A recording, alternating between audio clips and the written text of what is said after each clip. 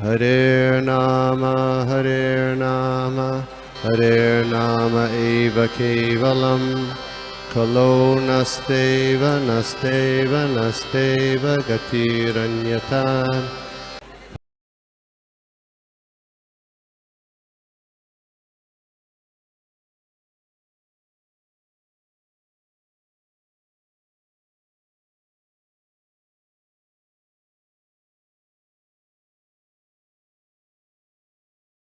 तो आप सबको भक्तों को मेरी आवाज आ रही होगी।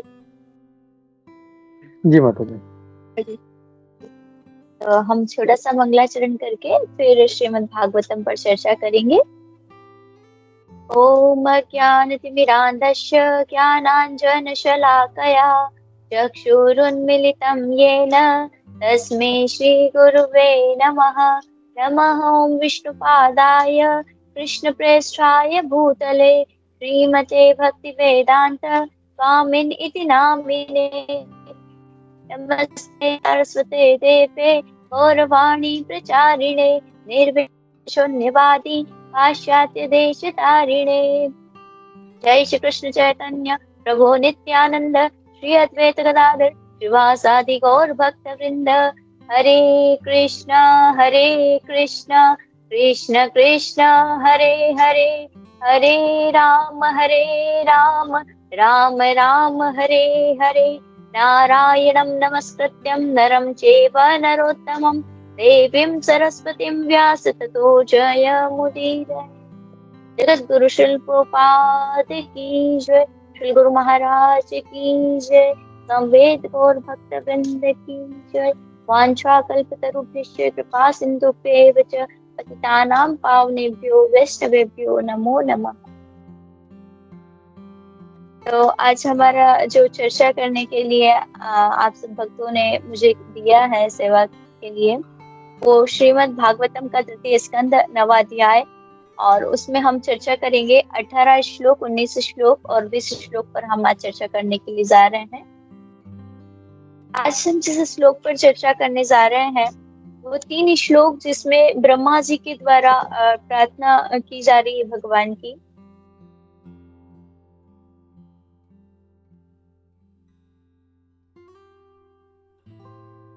यस्मात् पिबेम्यमपि द्विपरार्धदेशनम् अध्यासित सकललोक नमस्कृतं यत् तेपे तपो बहुसवो वरुसमानस् तस्मै नमो भगवते अधिमखाय तोभ्यम्।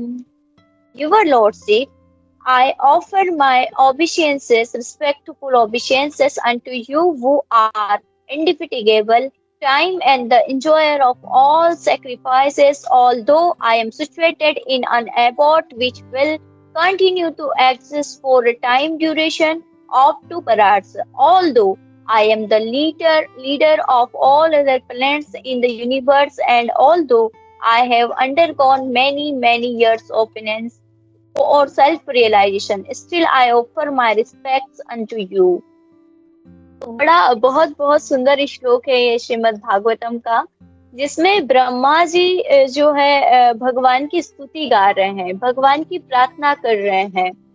तो भागवतम में हम सब बहुत अच्छे से देख सकते हैं, यत्र तत्र देखते हैं कि भागवतम का एक जो सबसे ज्यादा महत्वपूर्ण भाग है वो है भगवान की स्तुति भक्तों के द्वारा। हम बार बार देख रहे हैं कि जहाँ कहीं भी भक्त क्या कर रहे हैं, बार बार भगवान की स्तुति कर रहे हैं।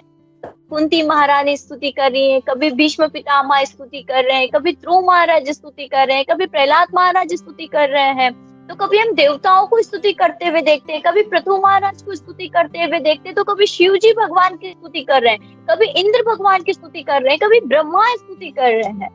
तो हम एक चीज देख रहे हैं कि भक्तों के जीवन का जो सबसे महत्वपूर्ण जो भाग है वो भाग है प्रार्थना, स्तुति, यानी भगवान के लिए की गई प्रार्थना। ये भक्ति जीवन का सबसे महत्वपूर्ण एक अंग हो सकता है।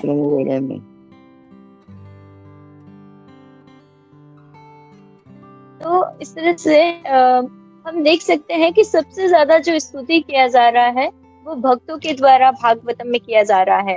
कई बार भक्त एक प्रश्न करते भी हैं और प्रायः ये बात कहते भी हैं कि हम भक्ति भी कर रहे हैं, जपा भी कर रहे हैं, लेकिन आजकल जपा हमारे लिए बहुत मुश्किल हो रहा है। 16 माला जप करना हमारे लिए बहुत मुश्किल हो गया है। हम सेवा करने के लिए तो जाते हैं, लेकिन सेवा में वो भाव नहीं आ पा रहा है। तो उसका क्या कारण हो सकता है? अगर हम प्रैक्टिकल रूप से देखें तो सेवा में भाव नहीं आने के कारण हमें आज 10-10 वर्ष हो गए, कई लोग कहते हैं हमें 5 वर्ष हो गया, कई लोग कहते हैं हमें 2 वर्ष हो गया, लेकिन नाम जप में वो भाव नहीं आ रहा है। तो क्यों? क्योंकि जो हमारी सेवा, जो हमारा जप, जो हमारी साधना जो हो रही है वो मैकेनिकल होती जा रही है। मैकेनिकल रूप से तो हम कर रहे हैं, बाहरी रूप से तो हम कर रहे हैं, लेकिन वो भाव नहीं जागृत हो रहा है। उसका सबसे ज्यादा जो बड़ा कारण है वो देखने को मिलता है प्रार्थना, क्योंकि हमने हमारे जीवन में प्रार्थना को स्थान नहीं दिया है। एक भक्त को चाहिए कि वो नियमित रूप से भगवान की प्रार्थना करे।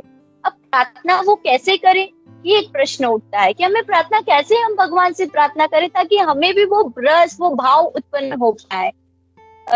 रविवार को मैं एक भक्त का श्रवण कर रही थी, तो भक्त बता रहे थे कि दुनिया को या वैज्ञानिकों को इस चीज पर रिसर्च करना चाहिए कि किस प्रकार से डेवोटी भगवान की नित्य रूप से सेवा कर रहे हैं और नित्य रूप से उनका जो भगवान के डीटी वर्शिप के प्रति प्रेम भाव बढ़ता जा रहा है। तो मुझे सुनकर के बहुत अच्छा लगा कि दुनिया में अगर हम कोई सेवा करते हैं, दुनिया के लोगों की सेवा करते हैं, तो हमारा भाव निरंतर कम होता जाता है ना, कि बस अब नहीं करना, कैसे करना, आलस्य आने लगता है। लेकिन अगर हम प्योरिटी से कर रहे होंगे तो हमारा भाव निरंतर बढ़ेगा, निरंतर आनंद बढ़ेगा। तो वो कैसे होगा? तो वो होगा प्रार्थना के माध्यम से संभव हो पाएगा। अब प्रार्थना कैसे होगी? तो प्रार्थना हम 3 प्रकार से कर सकते हैं। सबसे पहली बात तो वो प्रार्थना जो भक्तों के द्वारा पहले से गाई गई है, उन प्रार्थनाओं को हमें भगवान के सम्मुख गाना चाहिए, उन्हीं प्रार्थनाओं को हमें भगवान को सुनाना चाहिए। कभी अब गोपियों द्वारा गाई गई प्रार्थना को भगवान के समक्ष गाइए, कभी ध्रुव स्तुति को गाइए, कभी प्रहलाद महाराज की स्तुति को गाइए। तो जो स्तुति भक्तों ने गाई है भगवान के लिए, पहले से दी हुई है, उन्हीं को हमें गाना चाहिए। दूसरा है कि या फिर हम क्या कर सकते हैं, हमें अपना स्थिति को भगवान के समक्ष कहना चाहिए। हम अपनी स्थिति भगवान को सामने कह सकते हैं कि भगवान मेरी स्थिति कैसी है, मेरे अंदर क्रोध ज्यादा है तो मैं अपनी क्रोध की स्थिति को बताऊंगी कि भगवान मैं क्रोध के कारण गिर जाती हूँ, बार बार मेरा पतन होता है, कोई काम भावना है उसके कारण हमारा पतन हो रहा है। क्योंकि हमारी स्थिति को हम भली भांति जानते हैं, जरूरी नहीं कि हम सबके समक्ष कह सके, लेकिन हमें भगवान के समक्ष हमारी स्थिति को जरूर कहना चाहिए। ये प्रार्थना के रूप में हो सकता है। तीसरा हम प्रार्थना के रूप में क्या कर सकते हैं?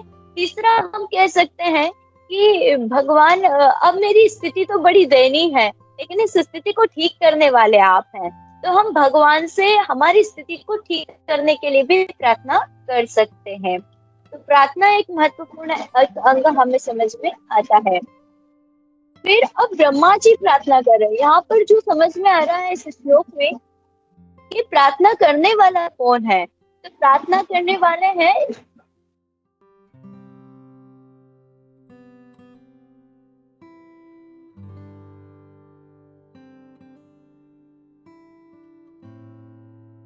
स्वयं ब्रह्मा जी प्रार्थना कर रहे हैं।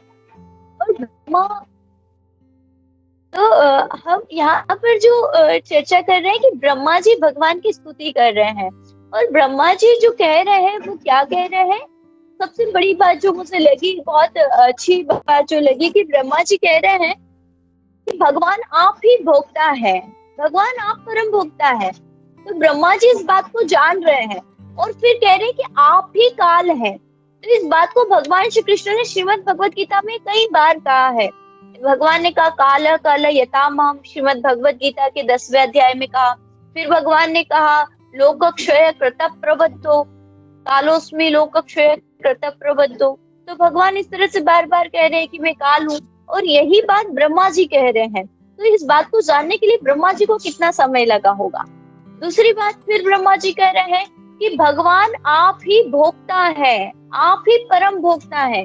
और यही बात भगवान श्री कृष्ण श्रीमद् भगवत गीता में कह रहे हैं, भोक्ता रम्य की तपस्या, कि है प्रभु आप ही परम भोक्ता है। पर और बस ब्रह्मा जी की स्थिति में, भक्तों की स्थिति में और हमारी स्थिति में एक अंतर है कि हम भगवान को परम भोक्ता नहीं मान पा रहे हैं। हम भगवान को परम भोक्ता जब तक नहीं मानेंगे तब तक हम आनंद की अनुभूति नहीं कर सकेंगे। इस प्रकार से मैंने एक बहुत सुंदर उदाहरण कल कथा में श्रवण किया था कि जिस प्रकार से अगर हमारा हाथ है ये हमारे शरीर से भिन्न हो जाए तो ये हाथ किसी भी प्रकार की आनंद की अनुभूति नहीं कर सकता। ये ना हिल सकता है, ना चल सकता है, ना घूम सकता है, ये कोई भी काम नहीं कर सकता सही प्रकार से। क्यों? क्योंकि ये शरीर से विलग हो गया है। अगर इसे आनंद चाहिए, ये इसे आनंद लेना है तो इसको भी काम करना पड़ेगा और वो है कि इसको शरीर के साथ जुड़ना होगा, तभी ये मूवमेंट कर सकता है, तभी आनंद को प्राप्त कर सकता है। इसी प्रकार से कोई भी जीवात्मा हो, जब भगवान के साथ अपना संबंध जोड़ेंगे तभी वो वास्तव में जो है आनंद की अनुभूति कर सकते हैं। अब भगवान परम भोक्ता कैसे हो गए? भगवान ही परम भोक्ता क्यों है, हम क्यों नहीं है? साधारण व्यक्ति तो यही प्रश्न करेंगे, अरे भगवान कैसे परम भोक्ता हो गए, मैं क्यों नहीं हो गया? तो इस बात को हम समझ सकते हैं, जैसे आप मार्केट में जा रहे हैं, आप दुकान पर जा रहे हैं, तो जब आप दुकान पर जाते हैं तो क्या किसी भी दुकान से आपका खाने का तो मन करता है कि भाई कुरकुरा है, पानी पतासी है, कोई भी चीज है, कोई भी सामान है, वो आपकी वस्तु आपकी काम की हो सकती है, तब आपका मन करता होगा कि इस वस्तु को मैं ले लूं, लेकिन आप उठा पाते हैं? नहीं उठा पाते हैं। अगर आप उठा लेते तो आप चोर कहलाते हैं। आप कहीं रास्ते में जा रहे हैं, आपको कोई बहुत सुंदर सा आम का बगीचा दिखाई दिया, आपने आम तोड़कर उठाकर वहां से खा सकते हैं? नहीं खा सकते हैं। बोले क्यों नहीं खा सकते? बोले अगर मैंने उस आम के बगीचे से आम उठाकर खाया है, चुरा करके खाया, तो मैं चोर कहा जाऊंगा। फिर क्या होगा? पुलिस द्वारा पकड़ा जाएगा और उसे सजा दी जाएगी। इसी प्रकार से इस संसार में जो सब कुछ है वो सब कुछ भगवान का है, सब कुछ भगवान का है। और अगर कोई व्यक्ति भगवान के संबंध जोड़े बिना उस वस्तु का भोग करना चाहता है, भगवान से उस वस्तु को जोड़े बिना उसका भोग करना चाह रहा है, यानी कि वो चोर है और उससे माया देवी के द्वारा पीटा जाएगा, उसे प्रताड़ित किया जाएगा, सजा दिया जाएगा। और अगर उसी को वो भगवान से संबंध जोड़ करके करता है तो वो उसका आनंद ले सकता है। तो इस प्रकार से भगवान ही परम भोक्ता है, ये बात प्रत्येक हर समय हर जीवात्मा को याद होनी चाहिए। एक भक्त को हमेशा ये बात याद रखनी चाहिए। और ब्रह्मा जी स्तुति कर रहे हैं और भगवान ही परम भोक्ता है। अब हम अगला श्लोक पर चर्चा करेंगे, 19वें श्लोक पर हम चर्चा करने का प्रयास करेंगे।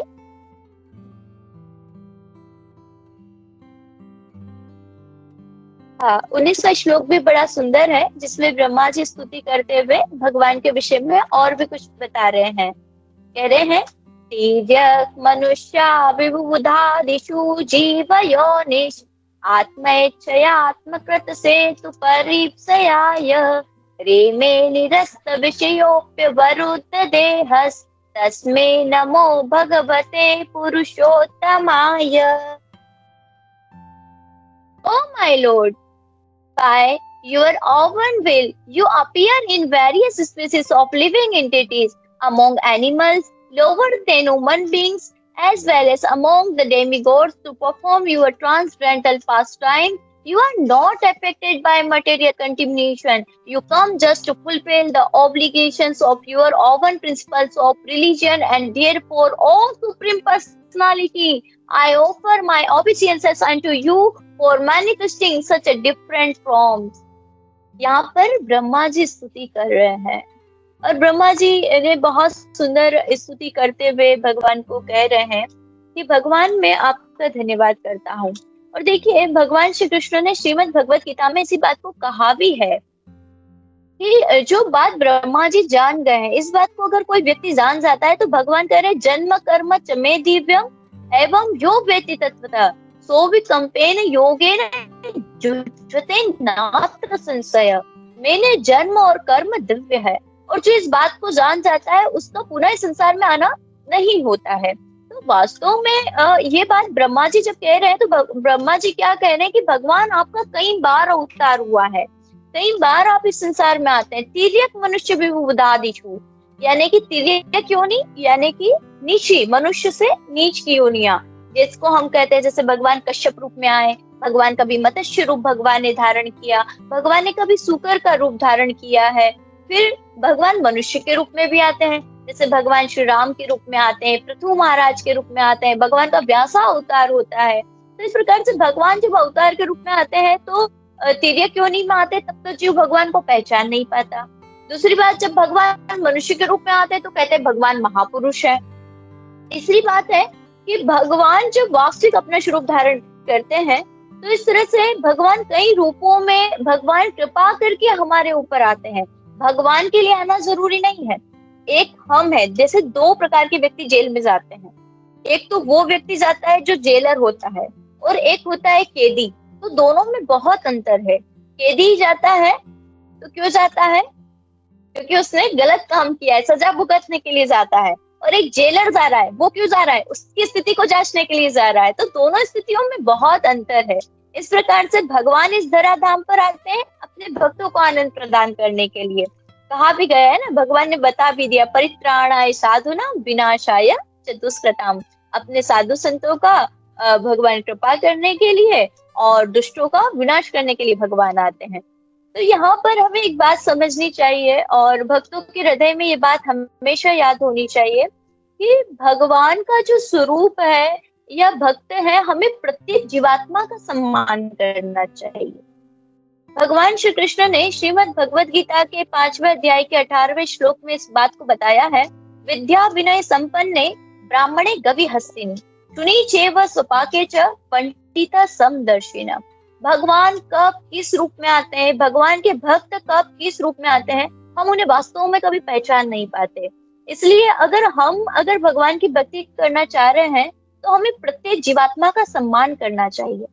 क्योंकि आप देख सकते हैं भागवतम में उदाहरण है कि जड़ भरत जी महाराज हिरण के रूप में आए थे। तो जड़ भरत जी महाराज क्योंकि हिरण के रूप में आए थे, तो हिरण के रूप में एक महान भक्त थे। माता अहिल्या एक पत्थर बन गई थी।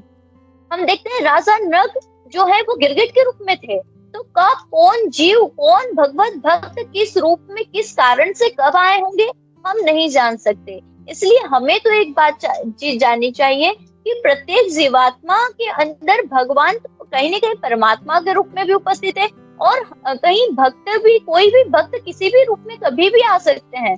तो हमेशा हमें प्रत्येक जीवात्मा का बहुत हृदय से सम्मान करना चाहिए और उन्हें एक भक्त के रूप में या साक्षात ऐसा भगवान की कृपा के रूप में देख करके सदैव ही प्रणाम करना चाहिए। इससे भक्त के दो लाभ हो सकते हैं। एक तो ये होगा कि प्रत्येक हर जगह भगवत दर्शन का जो भाव है, यानी कि हमारी आंखों का प्योरिटी होगा, हमारी आंखें शुद्ध रूप से काम कर पाएगी।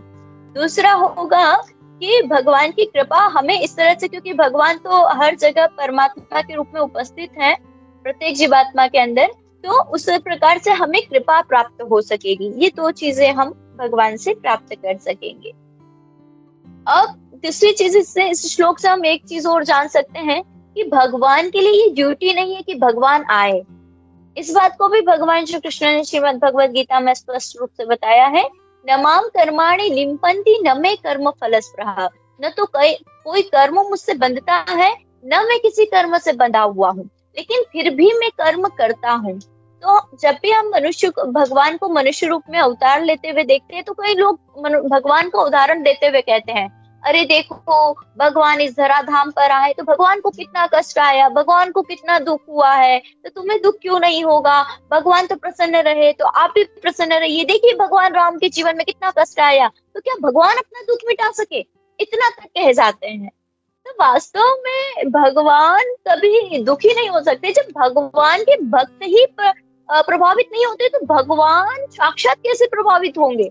लेकिन ये हमारी कहते मूर्खता है कि हम भगवान को वास्तव में नहीं जान पाते। इसलिए भगवान ने कहा केवल तुम मेरे जन्म और कर्मों को जान पाओ। इतनी सी दो बात, भगवान का जन्म और भगवान का कर्म, इतना अगर आपने जान लिया, और सत्यता तो यह है कि हम भगवान के भक्तों को भी अगर जान सके, शुद्ध भक्तों को भी जान सके, तो वास्तव में हमारा इस संसार में वापस आना नहीं हो पाता, नहीं हो सकता। तो क्योंकि भगवान श्री कृष्ण ने श्रीमद् भगवत गीता में ये भी बताया, भगवान ने तो अपने भक्तों की स्थिति को बताते हुए कहा है, पश्यन् श्रणवन स्पृशन जिग्रन् स्वगच्छन् पशुस्वन प्रलपन विसृजन ग्रहणन निमिषन निमिषन अपि। जब अर्जुन ने पूछा कि स्थित प्रज्ञ की क्या भाषा, स्थित प्रज्ञ व्यक्ति की क्या स्थिति होती है, क्या भाषा होती है, वो कैसे खाता है, कैसे पीता है, तो भगवान ने कहा वो खाता है, वो पीता है, वो हंसता है, चलता है, लेकिन फिर भी वो सब कुछ करते हुए भी कुछ नहीं करता, ऐसा भगवान ने बताया। तो वास्तव में भगवान की स्थिति को, भक्तों की स्थिति को हम नहीं जान सकते, तो भगवान की पूर्णतः स्थिति को तो हम कैसे ही जान सकते हैं। इसलिए हमें एक चीज जान लेनी चाहिए कि बुद्धिमान व्यक्ति वही है जो कैसे समझे। एक बार यक्ष ने युधिष्ठिर महाराज से ये प्रश्न किया था कि बुद्धिमान व्यक्ति कौन है। तब युधिष्ठिर महाराज उत्तर देते हुए कहते हैं कि बुद्धिमान व्यक्ति वो है जो बुद्धिजीवी व्यक्ति से समझे और सीख ले। तो इसी प्रकार से हम सब देख सकते हैं कि सबसे बुद्धिमान जो है वो है ब्रह्मा जी। ब्रह्मा जी से ज्यादा हम नहीं श्रेष्ठ हो सकते, क्योंकि ब्रह्मा जी ने यहाँ पर बताया भी सही कि द्विपरार्ध का मेरा समय है। द्विपरार्ध मतलब कितना समय होता है, मानव गणना में अगर हम बताएं शायद, तो यहाँ पर द्विपरार्ध उन्होंने समय बताया। और अगर हम इसको मानव गणना में अगर हम इस समय को देखें तो वो होगा 4 अरब 32 करोड़ वर्ष। ये ब्रह्मा जी का एक दिन होता है। आप समझने का प्रयास कीजिएगा कि हम यहाँ पर मानव की और ब्रह्मा जी की उम्र की अगर तुलना करें, है ना, तो ब्रह्मा जी से हम किस प्रकार से तुलना कर सकते हैं। उनका 4 अरब 32 करोड़ वर्ष का केवल एक दिन है और उतनी की ही रात्रि है। तो इतने में हम मनुष्य को कितना जीवन निकल जाए। तो ब्रह्मा जी उम्र में श्रेष्ठ है। ब्रह्मा जी का ज्ञान की अगर बात करें तो ब्रह्मा जी ने कई हजार वर्षों तक भगवान की तपस्या किया है, और तब जाकर के ब्रह्मा जी ये जो स्तुति कर रहे हैं, ये जो ज्ञान दे रहे हैं, तब जाकर के ब्रह्मा जी दे रहे हैं। तो हमें सीधे सीधे बिना किसी चीज के एक बुद्धिमान मनुष्य की तरह, बुद्धिमान वही है जो आचरण कर ले। यद्यदाचरति श्रेष्ठ तत्तदेव तरोजन, जैसे श्रेष्ठ जन आचरण करते हैं उसी प्रकार से हमें आचरण कर लेना चाहिए। तो क्योंकि ब्रह्मा जी भगवान की स्तुति कर रहे हैं, तो हमें भी ऐसे परम भगवान की स्तुति का आनंद लेना चाहिए, और ऐसे परम भगवान की स्तुति नित्य रूप से ही गानी चाहिए। अब हम क्यों नहीं गा रहे हैं, अब हम क्यों नहीं भगवान की शरण में जा रहे हैं, तो इस बात को समझने के लिए ब्रह्मा जी के द्वारा जो गाई गई तीसरा श्लोक है, मतलब श्लोक नंबर 20 इस अध्याय का, उस पर हम चर्चा करेंगे कि क्यों नहीं हम भगवान को समझ पा रहे हैं। इस श्लोक में समझने का प्रयास करेंगे। यो अविद्यानुपहतोऽपि दशार्धवृत्त्या निन्द्रामुवाह जठरीकृत लोकयात्र अंतर्जले अहिकशीपु स्पर्शनुकूलां भीमोर्मिलमालिनी जनश्च सुखं विवर्णन्। यहाँ पर my lord, you are accept the pleasure of sleeping in the water of devastation, where there are violent waves and आगे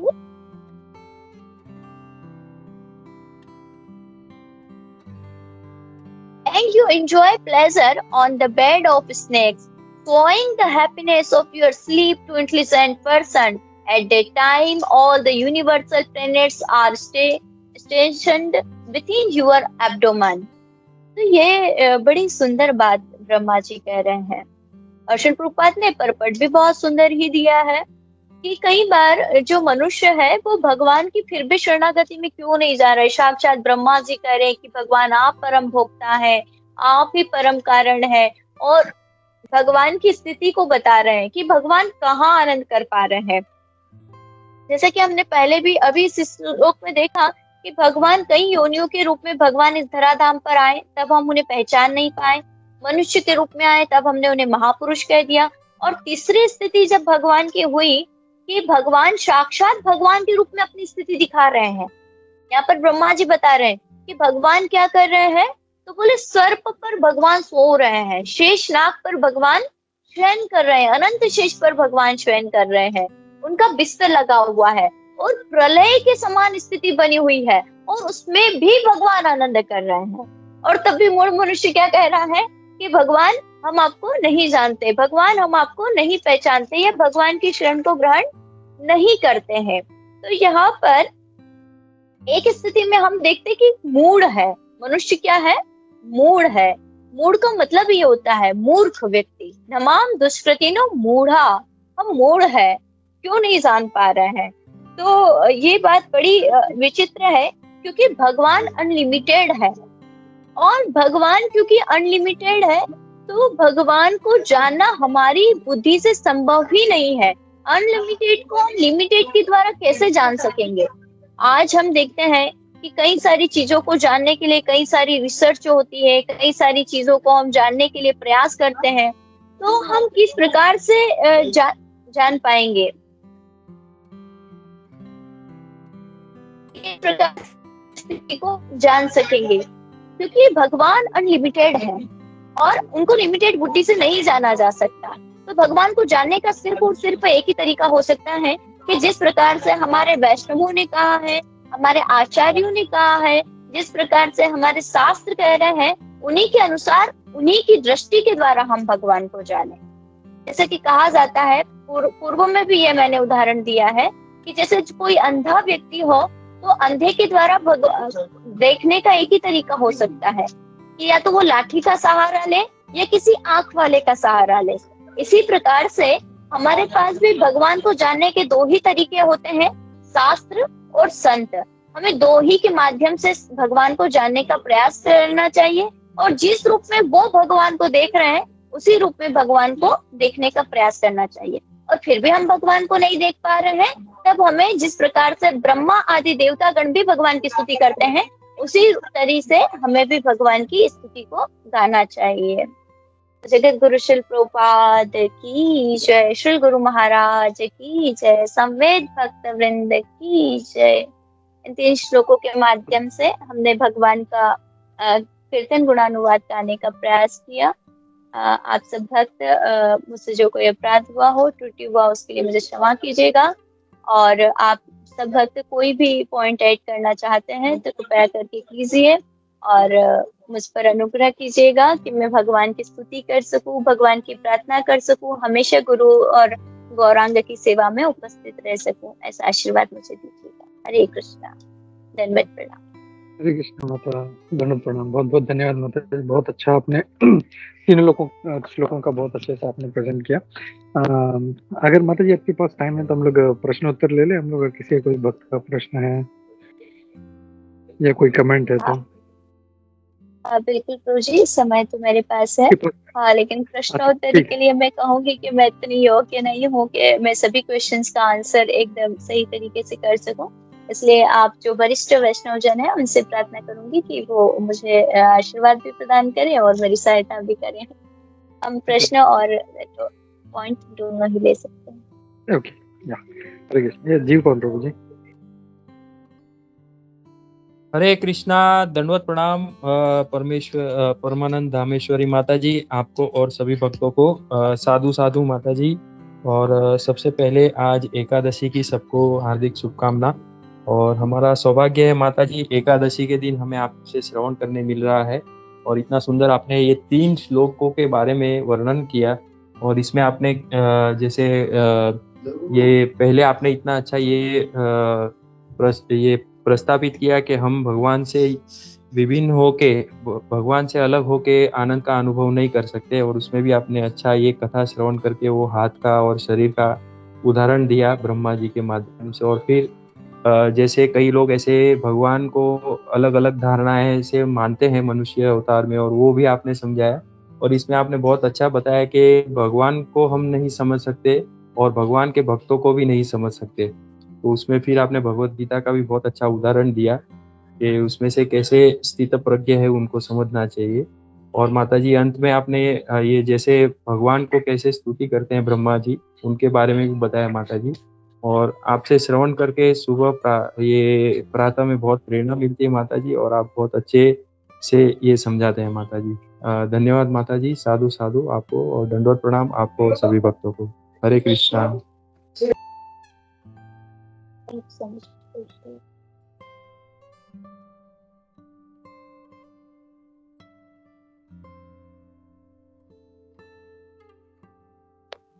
हरे कृष्णा माता जी, दंडवत प्रणाम। परमानंद धामेश्वरी माता जी, बहुत बढ़िया क्लास था, बहुत बढ़िया। और मतलब 3 श्लोकों को अपने काफ़ी मतलब 20 मिनट में, आधे घंटे में आपने बहुत अच्छी तरह से एक्सप्लेन किया माता जी। आप जो प्रार्थना की बात कर रहे हैं, तो मुझे चैतन्य महाप्रभु का शिक्षाष्टकम काफ़ी मतलब अ, अच्छी तरह से याद आ गया कि मतलब उन्होंने, चैतन्य महाप्रभु ने और कुछ लिखा नहीं, लेकिन जो शिक्षाष्टकम लिखा है, वो इतना अल्टीमेट प्रार्थना है कि उसमें मतलब एब्सोल्युटली सब कुछ आ रहा है। हम लोग अगर सिर्फ शिक्षाष्टकम और भगवान के सामने बोलेंगे, तो सब प्रार्थना एब्सोल्युटली सब हो ही रही है, मतलब फिर बाद में अपने मन से अपने को कुछ ऐड करने की जरूरत नहीं है। तो जस्ट ये चीज मतलब आपकी, अब जब कह रहे थे मेरे को ये चीज याद आ गई, तो जस्ट बोला मैं आपके सामने बता दूं। माता जी, बहुत अच्छा क्लास था, धन्यवाद। हरे कृष्णा, दंडवत प्रणाम।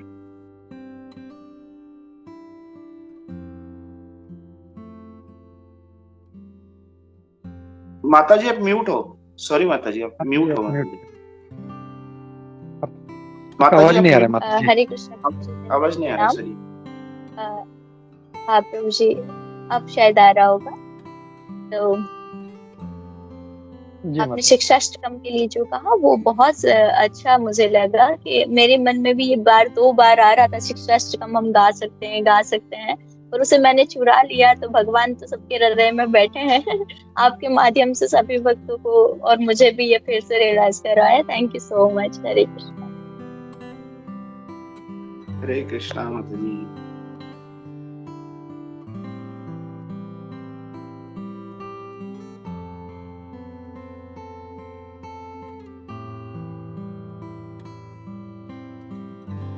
या हरे कृष्णा। और किसी भक्त का कोई कमेंट नहीं है तो हम लोग रुकते हैं यहाँ पे माता जी। बस मैं ये कहना चाहता हूँ, आप इतना अच्छा भाव से बताती है श्लोक, तो बहुत सुनने में अच्छा लगता है। और बहुत इतना क्या बोलते हैं, इतना क्या बोले उसको, इनोसेंस है आपके वाणी में, सुने बहुत अच्छा लगता है। तो माता जी ऐसे ही आते रहिए, अपना संग देते रहिए हम लोग। हरे कृष्णा। प्रणाम हरे माता। कृष्णा माता जी, दंडवत प्रणाम। मैं भी आप सभी भक्तों से यही प्रार्थना करूंगी, क्योंकि आप सब भक्तों का बहुत बहुत बहुत कृपा के रूप में मैं इसे देखती हूँ, आप सब भक्तों के बीच में आना।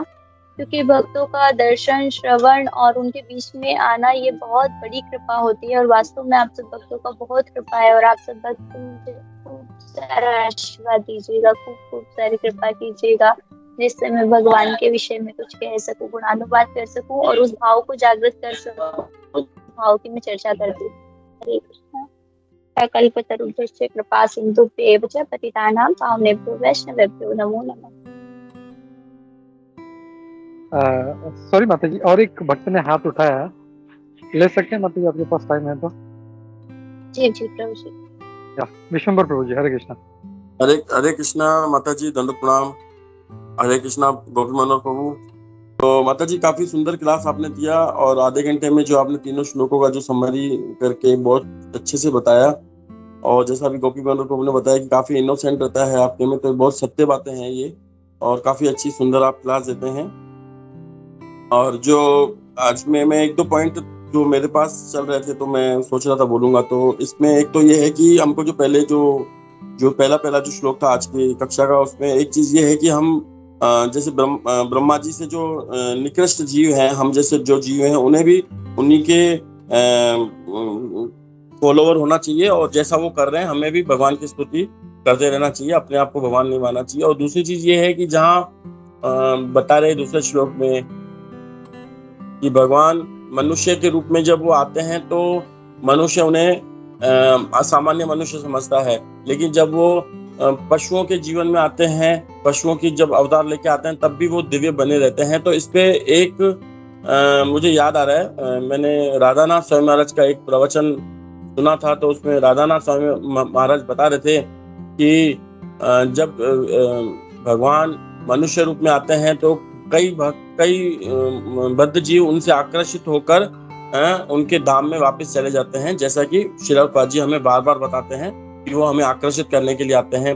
ठीक वैसे ही जब पशु योनि में जब कोई आता है भगवान, तब वो पशु योनि उनसे बहुत ज्यादा आकर्षित हो जाती है और वो फिर भी डिलीवरेट बहुत जल्दी हो जाती है। तो उसके लिए राधानाथ स्वयं आज बता रहे थे कि जैसे मान लो कि कभी ऐसे उदाहरण देकर उन्होंने बताया था कि जैसे मान लो कि कोई मच्छर है, तो उस मच्छर के प्रति हमारा कोई आकर्षण नहीं होगा, क्योंकि हमारे लिए सारे मच्छर एक जैसे ही हैं। तो उन मच्छरों के लिए भी हम कोई ऐसा नहीं है कि हम उनके लिए कुछ अलग हैं, है ना। तो मच्छर तो किसी के ऊपर भी जाके काट सकता है। जैसे कोई उन्होंने ऐसे उदाहरण देकर बताया था कि कोई मिस यूनिवर्स है, तो वो मच्छर ये नहीं सोचेगा कि ये मिस यूनिवर्स है, मैं इसको नहीं काटूं, किसी आम आदमी को काट लूं, लेकिन वो तो उसको भी काट लेगा। ठीक वैसे ही जब हमको मच्छर जब योनि में आते हैं तो हम उनको पता नहीं, हम देख नहीं सकते, उनको समझ नहीं सकते कि इसमें कोई दिव्य मच्छर हो, कोई भगवान का हो, लेकिन वो दूसरे मच्छर उनको समझ जाते हैं और वो डिलीवर्ड हो जाते हैं। तो भगवान हर तरीके से हमको बैक टू गॉड हेड ले जाने के लिए तैयारी करते रहते हैं। तो थोड़ा सा ये मुझे शेयर हरि करना था। बोल, हरि बोल, बहुत सुंदर।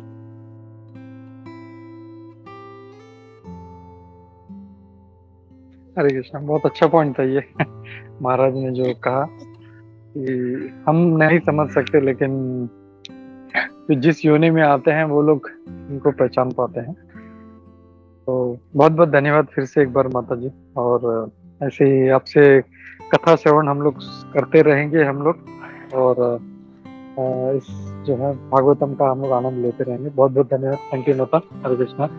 वांछा कल्पतरुभ्यश्च कृपा सिन्धुभ्येव च पतितानां पावनेभ्यो वैष्णवेभ्यो नमो नमः। अनंत कोटि वैष्णव वृंद की जय, श्री प्रभुपाद की जय, इस्कॉन गुरु वृंद की जय। धन्यवाद माता। हरे कृष्णा। हरे कृष्ण।